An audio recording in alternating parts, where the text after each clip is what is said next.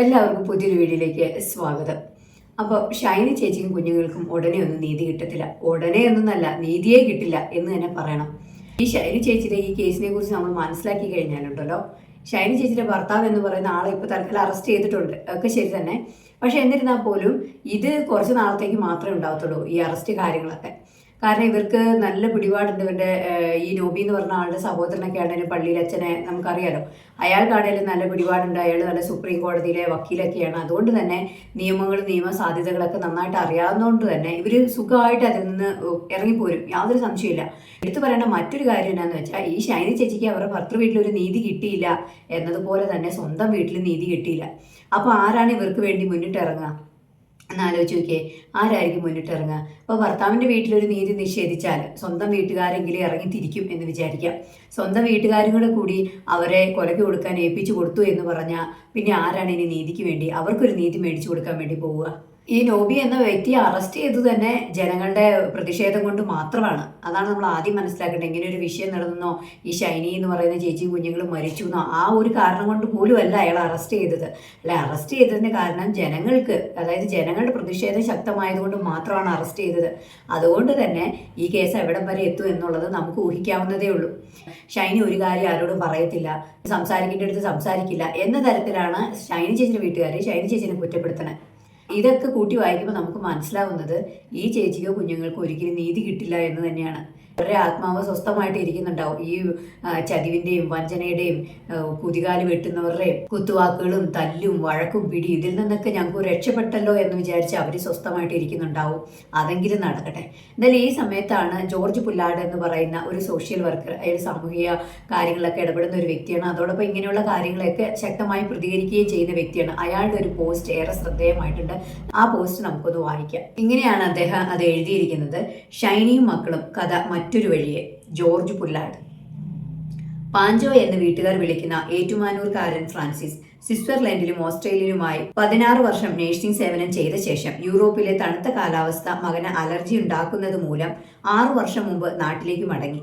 എന്നാൽ ആതുര സേവനം തുടരാനും ഉപജീവനത്തിനുമായി പാഞ്ചോ വീടിന് സമീപം ഏറ്റുമാനൂർ 101 കവലയിൽ റോസ മിസ്റ്റിക്ക എന്നൊരു പാലിയേറ്റീവ് കെയർ ഹോം ആരംഭിച്ചു. ഏറ്റവും ആധുനിക സൗകര്യങ്ങളും രാജ്യാന്തര നിലവാരവുമുള്ള രോഗി പരിചരണ കേന്ദ്രമായ റോസ മിസ്റ്റിക്കയിൽ ഇപ്പോൾ 40 അന്തേവാസികളുണ്ട്. സ്വദേശത്തും വിദേശത്തുമായി ഇതേ മേഖലയിൽ ദീർഘകാലത്തെ സേവന പരിചയമുള്ള 18 നഴ്സുമാർ ഉൾപ്പെടെ 43 ജോലിക്കാരുള്ള സ്ഥാപനം.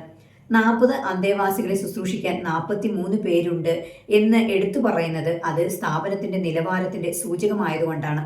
രോഗികൾക്കായി പാഞ്ചോ ഹൈഡ്രോളിക് ചക്രങ്ങളുള്ള കട്ടിലുകളും ചക്ര കസേരകളും ആധുനിക ക്ലോസറ്റുകളും ഇറക്കുമതി ചെയ്തു. യൂറോപ്പിലേതുപോലെ എല്ലാ അത്യാധുനിക സൗകര്യങ്ങളും ഒരുക്കി. എങ്കിലും ശുചീകരണ വിഭാഗത്തിലെ ചില ജോലിക്കാർക്ക് ഇതെല്ലാം ഒന്ന് പഠിച്ച് പ്രാവർത്തികമാക്കാൻ തുടക്കത്തിൽ കഴിഞ്ഞില്ല. വലിയ വിദ്യാഭ്യാസമോ ഇത്തരം തൊഴിൽ പരിചയമോ ഇല്ലാത്ത സാധാരണ ഗ്രാമീണരാണ് പലരും.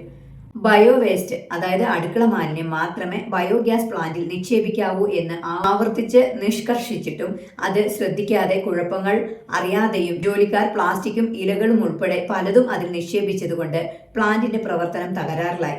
ഡ്രെയിനേജ് ബ്ലോക്കായി.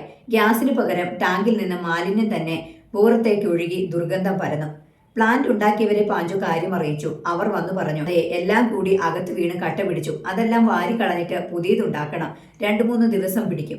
ഒരു മതിൽ പങ്കിടുന്ന അയൽക്കാർ കുര്യാക്കോസ് എന്ന മധ്യവയസ്കൻ അന്ന് പാഞ്ചോയോട് പറഞ്ഞു, നിന്റെ ഈ പ്രസ്ഥാനം ഞാൻ പൂട്ടിക്കും, ഡൽഹി പോയിട്ടായാലും ഞാൻ പൂട്ടിക്കും, നോക്കിക്കോ. പാഞ്ചോ പറഞ്ഞു, ചേട്ടാ, ജോലിക്കാർക്ക് അബദ്ധം പറ്റിയതാ, ഉടനെ നന്നാക്കും. എത്രയും വേഗം അത് ശരിയാക്കാനുള്ള പണികൾ തുടങ്ങിയപ്പോഴേക്കും അതിരപ്പുഴ ഹെൽത്ത് വകുപ്പിന്റെ ഉദ്യോഗസ്ഥരെത്തി. വനിതാ ഹെൽത്ത് ഇൻസ്പെക്ടർ പാഞ്ചോയോട് പറഞ്ഞു, നിങ്ങളുടെ സ്ഥാപനത്തിലെ ടാങ്ക് പൊട്ടി ഒഴുകിയിട്ട് ദുർഗന്ധം പരക്കുന്നതായി പരാതി വന്നിട്ടുണ്ട്, അന്വേഷിക്കാൻ വന്നതാ. ആരാ പരാതിക്കാരൻ? അടുത്തുള്ളവരല്ലാതെ ആരാ എന്ന് പറഞ്ഞ് അവർ തൊട്ടടുത്ത വീട്ടിലേക്ക് കണ്ണുനീട്ടി. പാഞ്ചോ ഞെട്ടിപ്പോയി. തൊട്ടടുത്ത വടകരയിലെ വീട്ടിൽ കുര്യാക്കോസ് തന്നെ. റോസ മിസ്റ്റിക്കയുടെ ആരംഭകാലം മുതൽ തന്നെ അയാൾ ശത്രുത പുലർത്തിയിരുന്നെങ്കിലും ഇങ്ങനെ ഒരു പരാതി ഉണ്ടാകുമെന്ന് പാഞ്ചോ പ്രതീക്ഷിച്ചിരുന്നില്ല. അവിടെ കാര്യമായ കുഴപ്പമൊന്നുമില്ലെന്ന് ബോധ്യമായ ഹെൽത്തുകാർ മടങ്ങിപ്പോയി. ദുർഗന്ധം പരത്തുന്നു എന്ന് മാത്രമല്ല, അന്തേവാസികൾക്ക് തീരെ നിലവാരം കുറഞ്ഞ ഭക്ഷണമാണ് കൊടുക്കുന്നത് എന്നുകൂടി കുറെ ആൾക്കാരെ കൂട്ടി അയാൾ പരാതി കൊടുത്തു. അങ്ങനെ ഹെൽത്തുകാർ വീണ്ടും വന്നു. ഹെൽത്ത് ഇൻസ്പെക്ടറും സംഘവും എല്ലായിടവും കർശനമായി പരിശോധിച്ചു. ഫ്രിഡ്ജും ഫ്രീസറും അടുക്കളയും പരിശോധിച്ച് അവർക്കൊപ്പം നിന്ന് പാഞ്ചു കാര്യങ്ങൾ വിശദീകരിച്ചു. പരാതിയിൽ കഴമ്പില്ലെന്ന് ബോധ്യമായ അവർ നടപടികൾ എടുക്കാതെ പുഞ്ചിരിയോടെ മടങ്ങിപ്പോയി. എങ്കിലും നിന്റെ പ്രസ്ഥാനം ഞാൻ പൂട്ടിക്കും എന്ന് കുര്യാക്കോസ് ഇടയ്ക്കിടെ ഭീഷണിപ്പെടുത്തിക്കൊണ്ടിരുന്നത് പാഞ്ചോയെ അസ്വസ്ഥനാക്കി. കാരണം വല്ലപ്പോഴുമൊക്കെ അവിടെ എത്തുന്ന 2 പെൺകുട്ടികൾ തന്റെ മക്കളുടെ കൂട്ടുകാരാണ്. തൊടുപുഴയിൽ ചുങ്കത്ത് ചേരിയിൽ നോബിക്ക് കെട്ടിച്ചു കൊടുത്ത മകൾ ഷൈനി വല്ലപ്പോഴുമൊക്കെ സ്വന്തം വീട്ടിലെത്തുമ്പോൾ മക്കളെയും കൂട്ടി തന്റെ വീട്ടിലും വരും. അവർ മക്കളോടൊപ്പം കളിക്കും, സൈക്കിൾ ചവിട്ടും. തങ്കം പോലുള്ള ആ പെൺകുട്ടികൾ അലീനയും ഇവാനയും പാഞ്ചോയുടെ കുട്ടികളുടെ കൂട്ടുകാരായ ഓമന കുട്ടികളായിരുന്നു. പാഞ്ചുവുമായി ഫോണിൽ സംസാരിച്ചപ്പോൾ അദ്ദേഹം എന്നോട് പറഞ്ഞ ചില കാര്യങ്ങളാണ് ഞാൻ കുറിക്കുന്നത്. ഈ കുര്യാക്കോസ് ചേട്ടൻ കുറെ വർഷങ്ങൾക്ക് മുമ്പ് അതിരുപുഴയിന്ന് അവിടെ വന്ന് താമസമാക്കിയതാ. വടകരയിൽ എന്നാ വീട്ടുപേര്. പണ്ട് ടൈലിന്റെ പണിയൊക്കെ ചെയ്തിരുന്നതാ. പിന്നെ ബസ് മേടിച്ചു. അതെല്ലാം പൊട്ടി. പുള്ളിയുടെ 5 പിള്ളേരിൽ മൂത്തതാ ഷൈനി. അത് വല്ലപ്പോഴുമൊക്കെ തൊടുപുഴയെന്ന് ഇവിടെ വരുമ്പം ഞങ്ങൾ കാണും. എന്തേലും പ്രശ്നമുള്ളതായി തോന്നിയിട്ടില്ല. എന്നാൽ കുറച്ചു മാസങ്ങൾക്ക് മുമ്പ് അവരിവിടെ വന്നു. റോസ മിസ്റ്റിക്കയിൽ ഒരു ജോലി തരാമോ എന്ന് ചോദിച്ചാ വന്നത്. അന്നേരം കുറെ സങ്കടങ്ങളൊക്കെ പറഞ്ഞു. പൊതുവെ ഒത്തിരി വർത്തമാനം പറയാത്ത ഷൈനി അന്ന് ഒത്തിരി സങ്കടത്തിലായിരുന്നു. പുള്ളിക്കാരിയുടെ കഴുത്തിൽ കരിനീല പാടുകൾ ഉണ്ടായിരുന്നു. അച്ചാച്ചൻ അമ്മയെ നിലത്തൂടെ വലിച്ചിഴച്ച് അടിച്ചു എന്നൊക്കെ പിള്ളേര് പറഞ്ഞു. ഇവിടെ വേക്കൻസി ഇല്ലാഞ്ഞിട്ടും അവരുടെ അവസ്ഥ കണ്ടിട്ട് ഞാൻ ജോലി കൊടുത്തു. ആദ്യമൊക്കെ ഷൈനി അപ്പച്ചന്മാരെയും അമ്മച്ചിമാരെയും ഒരുപോലെ നോക്കുമെങ്കിലും എപ്പോഴും ഒരു മൗനമാ. 1 മാസം കഴിഞ്ഞപ്പോഴേക്കും എല്ലാവർക്കും ഷൈനിയെ വലിയ കാര്യമായി. ഷൈനിയും എല്ലാവരുമായി കൂട്ടായി. ഇടയ്ക്ക് കയറി ഞാൻ ചോദിച്ചു, പാഞ്ചോ ഒന്ന് ചോദിച്ചോട്ടെ, ഷൈനിക്ക് എത്ര ശമ്പളം ഉണ്ടായിരുന്നു? 16,000 രൂപ അന്ന് ശമ്പളം കൊടുക്കുമായിരുന്നു. ആ ജോലിക്ക് സാധാരണ തുടക്കക്കാർക്ക് കൊടുക്കുന്നതിലും 1000 കൂടുതൽ കൊടുത്തിരുന്നു. സ്വന്തം വീട്ടിലായതുകൊണ്ട് വേറെ വലിയ ചെലവില്ലല്ലോ. കുറച്ച് പരിചയം ആയി കഴിഞ്ഞു പ്രൊമോഷൻ കൊടുക്കാമെന്നും ശമ്പളം കൂട്ടിക്കൊടുക്കാമെന്നും ഒക്കെ വിചാരിച്ചതാ. റോസ് മിസ്റ്റിക്കയുടെ കുറച്ചുകൂടെ വലിയ ഒരു യൂണിറ്റ് കോട്ടയത്ത് തുടങ്ങാൻ പണി നടക്കുന്നുണ്ട്. 3-4 മാസം കഴിഞ്ഞ് അത് സ്റ്റാർട്ട് ചെയ്യും. അന്നേരം ഷൈനിയെ അവിടെ നേഴ്സായി വെക്കാൻ ഉദ്ദേശിച്ചതാ. അപ്പൊ പിന്നെ ഈ കുര്യാക്കോസിനെ കൊണ്ട് സമയമില്ലല്ലോ, എന്ത് ചെയ്യാനാ? അങ്ങനെ 4 മാസം കഴിഞ്ഞ് ഒരു ദിവസം ഷൈനി പറഞ്ഞു, അവനെതിരെ ഞാൻ കേസ് കൊടുത്തിരിക്കുക. അതുകൊണ്ട് നീ ഇവിടെ ജോലിക്ക് പോകേണ്ടെന്ന് അപ്പച്ചൻ പറഞ്ഞു. അതുകൊണ്ട് സാറേ, എനിക്കിനി ജോലിക്ക് വരാൻ പറ്റില്ല.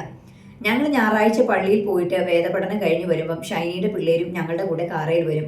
കുറെ നാൾ അങ്ങനെയായിരുന്നു. പക്ഷെ ഒരു ദിവസം ആ പിള്ളേരെ വണ്ടിയിൽ കയറാൻ മടിച്ചു നിന്നു. ചോദിച്ചപ്പോൾ അവർ പറഞ്ഞു, ഇനി മേലാൽ നിങ്ങൾ അങ്കിളിന്റെ വണ്ടിയിൽ കയറരുതെന്ന് വല്യപ്പ പറഞ്ഞിട്ടുണ്ട്. അത് പറഞ്ഞേച്ച് അവര് ഊടുവഴിയിലൂടെ ഓടിപ്പോയി. അങ്ങനെ കുര്യാക്കോസ് ആ പിള്ളേരെ ഒറ്റപ്പെടുത്തി. ഞങ്ങളോട് മിണ്ടാൻ പോലും പിള്ളേര് നിൽക്കുകയല്ല. കാരണം വല്യപ്പയെ പേടിയാ. അത്രയ്ക്ക് ദുഷ്ടനയാള്. സത്യത്തിൽ 9 മാസമായിട്ട് സ്വന്തം വീട്ടിൽ നിന്നിട്ട് പോലും അവർക്കൊരു സമാധാനമില്ലായിരുന്നു. ഇത്രയൊക്കെ കേട്ടപ്പോൾ ഞാൻ ആകെ അസ്വസ്ഥനായി. കൊച്ചുമക്കൾ കൂടെ ഉള്ളപ്പോഴല്ലോ അപ്പൂപ്പനും അമ്മൂമ്മയ്ക്കുമൊക്കെ ഏറ്റവും സന്തോഷം. എന്നിട്ടും ആ മാലാഖ കുഞ്ഞുങ്ങളെ ഒരു ഭാരമായി കണ്ട ആ ദുഷ്ടൻ മകളോട് പറഞ്ഞു, നീ എവിടെയെങ്കിലും ജോലിക്ക് പോകുവാണേൽ പിള്ളേരെ വല്ല ഹോസ്റ്റലും ആക്കിക്കോണം. വല്യപ്പൻ എന്ന നിലയിൽ അയാൾ എന്തായിരുന്നു പറയേണ്ടത്? ഷൈനി, നീ ഒന്നുകൊണ്ടും വിഷമിക്കേണ്ട. നിനക്ക് പഠിക്കാനോ ജോലിക്കോ എവിടെ വേണേലും പൊയ്ക്കോ മോളെ. ഈ കുഞ്ഞുങ്ങളെ ഞാൻ നോക്കിക്കൊള്ളാം. അങ്ങനെ ഒരു കരുതലിന്റെ വാക്ക് കേൾക്കാൻ ആ പാവം മോൾക്കും കുഞ്ഞുങ്ങൾക്കും ഭാഗ്യമുണ്ടായില്ല. പാഞ്ചോ പറഞ്ഞു, എന്റെ ഭാര്യ ലൂസിക്ക് ഷൈനിയോട് 1/2 മണിക്കൂർ മിണ്ടാൻ കിട്ടിയിരുന്നെങ്കിൽ ഇങ്ങനെയൊന്നും സംഭവിക്കില്ലായിരുന്നു. പക്ഷെ അതിനുള്ള സ്വാതന്ത്ര്യമില്ലല്ലോ, അവസരവും കിട്ടിയില്ല. ഒടുവിൽ അപ്പച്ചൻ പറഞ്ഞ പോലെ ഹോസ്റ്റൽ തേടി ഇറങ്ങി. അവരെ എവിടെയെങ്കിലും ആക്കിയിട്ട് വേണം പഠിക്കാൻ, എന്നിട്ട് വേണം ജോലിക്ക് പോകാൻ. ഹോസ്റ്റലുകാർ പറഞ്ഞു, ഇത്രയും ചെറിയ പിള്ളേരെ നോക്കാൻ ഇവിടെ പറ്റില്ല, കുറച്ചുകൂടെ കഴിഞ്ഞിട്ട് നോക്കാം. പിള്ളേർ വളർന്നു വലുതാകുന്നതുവരെ ഷൈനി എവിടെ പോകും? അന്നവൾ കൂട്ടുകാരി ജെസ്സിക്ക്, റോസ മിസ്റ്റിക്കയിലെ കൂട്ടുകാരി, ശബ്ദ സന്ദേശം അയച്ചു. രഹസ്യം പറയുന്നത് പോലെ തീരെ ശബ്ദം താഴ്ത്തിയാണ് അവൾ പറഞ്ഞത്. വീട്ടിൽ ആരെങ്കിലും കേൾക്കുമോ എന്ന് ആ സാധു പേടിച്ചു കാണും. ഇത്രയും നിസ്സഹായായ, ഒറ്റപ്പെട്ടും അവഗണിക്കപ്പെട്ടും പോയ ആ സാധു വീട്ടമ്മ സ്വന്തം വീട്ടിൽ പോലും അപ്പനെയും അമ്മയും പേടിച്ചാണ് ജീവിച്ചതെന്ന് വേണം കരുതാൻ. ആരൊക്കെ പുറന്തള്ളിയാലും ആത്മവിശ്വാസത്തോടെ കയറി ചെല്ലാവുന്ന ഇടമാണ് പിറന്നു വീണ വീട് എന്ന സാമാന്യ ധാരണ അവളുടെ കാര്യത്തിൽ തെറ്റായിപ്പോയി. അതോടെ പ്രത്യാശകളെല്ലാം അന്ന് അവസാനിച്ചു. പിള്ളേരെയും കൊണ്ട് പോയി ചാകടി എന്ന് അന്ന് രാത്രിയിൽ ഭർത്താവും കൂടി പറഞ്ഞത് ഏറെ നാളായി ഷൈനി ചിന്തയിൽ കൊണ്ടു നടന്നെന്ന് വിചാരിക്കാവുന്ന കടും കൈക്കുമേൽ ആണിയടിക്കലുമായി. ഇക്കാര്യം രാത്രിയിൽ തന്നെ പിഞ്ചോമനകളോട് പറഞ്ഞു കാണും. അവരെ കൊണ്ട് മകൻ എഡ്വിനെ വിളിപ്പിച്ചു പറയിച്ചു, ഞങ്ങൾ പോകുന്നു ചേട്ടായി, ഇനി നമ്മൾ തമ്മിൽ കാണില്ല. എന്താണ് ഉദ്ദേശമെന്ന് അവനപ്പോൾ പിടികിട്ടി കാണില്ല.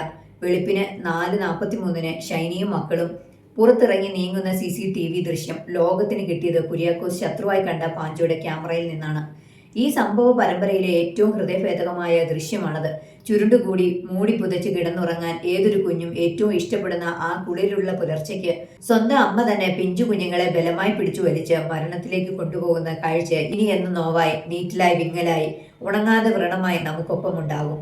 ആ രാത്രിയിൽ ഷൈനി ഒരുപോലെ കണ്ണടച്ചിട്ടുണ്ടാവില്ല. കുട്ടികൾ ഒന്നും അറിയാതെ ഉറങ്ങിയിരിക്കാം. പുലരും മുമ്പേ അമ്മ വിളിച്ചുണർത്തിയത് അവർക്ക് ഇഷ്ടപ്പെട്ട് കാണില്ല. എപ്പോഴെങ്കിലും ഷൈനിയുടെ ഉള്ളിൽ കുടിയേറിയ ആ കടുങ്കൈ വിചാരത്തെ പുറത്താക്കാൻ ഒരു പരിശുദ്ധാത്മാവ് പറന്നിറങ്ങിയില്ലല്ലോ എന്നോർത്ത് നാം ദൈവത്തോട് പോലും പരിഭവിച്ചു പോകുന്നു. മരിച്ചവരിൽ ഏതെങ്കിലും ഒരാൾ ജീവിതത്തിലേക്ക് തിരിച്ചു വന്നിരുന്നുവെങ്കിൽ എന്ന് ഞാൻ എൻ്റെ അപ്പനമ്മമാരെ കുറിച്ചോ സഹോദരങ്ങളെ കുറിച്ചോ ആഗ്രഹിച്ചിട്ടോ പ്രാർത്ഥിച്ചിട്ടോ ഇല്ല. എന്നാൽ അടുത്ത കാലത്ത് ഞാൻ ചിലരെ കുറിച്ച് ഇങ്ങനെ ആഗ്രഹിച്ചു പോകുന്നു. ആദ്യം സിദ്ധാർത്ഥനെ കുറിച്ച്. കാരണങ്ങൾ ഞാൻ എടുത്തു പറയേണ്ടതില്ല. പിന്നെ ഷൈനി, അലീന, ഇവാന എന്നിവരെ കുറിച്ചും. ജീവിക്കാൻ കൊതിച്ച് ഒത്തിരി സ്വപ്നങ്ങൾ നെയ്തവരായിരുന്നു അവർ. സിദ്ധാർത്ഥിനെ ഒരു കൂട്ടം പിശാചുക്കൾ കൊന്നു. ഷൈനിയെ സാഹചര്യങ്ങൾ കൊന്നു. അത് ആത്മഹത്യയല്ല, കൊലപാതകമാണ്. ഒരു ഭാര്യ, സഹോദരി, മകൾ എന്നൊക്കെയുള്ള നിലയിൽ അവൾ അർഹിക്കുന്നതും അവൾക്ക് ആവശ്യമായിരുന്നതും കൊടുക്കാത്ത കുടുംബങ്ങളും കൂട്ടുകാരും സ്ഥാപനങ്ങളും ഉൾപ്പെടുന്ന ഈ സമൂഹമാണ് അവരെ കൊന്നത്.